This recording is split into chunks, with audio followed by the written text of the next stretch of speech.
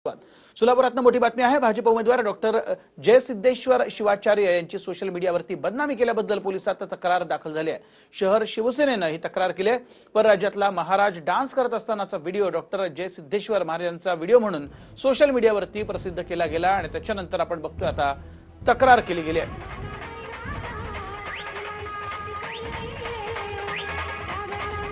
Doctor Jaisiddheshwar यांच्या नावानं खोटा व्हिडिओ जो आहे तो प्रसारित केला गेला आणि त्यानंतर या फेक व्हिडिओच्या सहाय्याने बदनामी करण्याचा प्रयत्न केला गेला। शिवसेनेकडून तशी तक्रार आता दाखल केली गेली।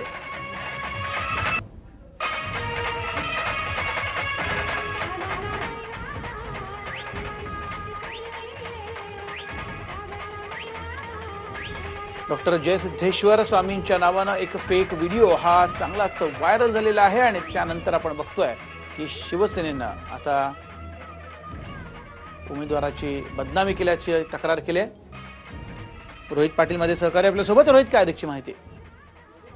वैभव, बेधुंद होऊन एक साधू नाचत असल्याचं एक व्हिडिओ सोलापूरच्या काही काँग्रेस आणि राष्ट्रवादीच्या कार्यकर्त्यांनी सोशल मीडियावर प्रसिद्ध केला होता आणि याचा संबंध सोलापूर लोकसभेचे भाजपचे उमेदवार डॉक्टर जयसिद्धेश्वर शिवाचार्य यांच्याशी संबंध आहे असा पोस्ट सोशल मीडियावरती पोस्ट केला होता।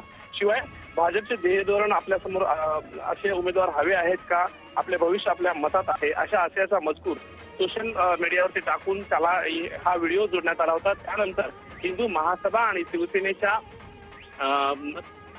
कार्यकर्त्यांनी सोलापूर शहरातील फौजा चावडी पोलीस स्टेशन मध्ये एक धार्मिक भावना दुखावल्याबद्दल शिवाय महाराजांची बदनामी केल्याबद्दल काँग्रेस राष्ट्रवादीचे 3 कार्यकर्ते जे आहेत, सुमित भोसले, त्यानंतर मुग्धा कर्णिक आणि सुहास कदम, या तिघांच्या वरती गुन्हा जो आहे तो दाखल करण्यात आलाय।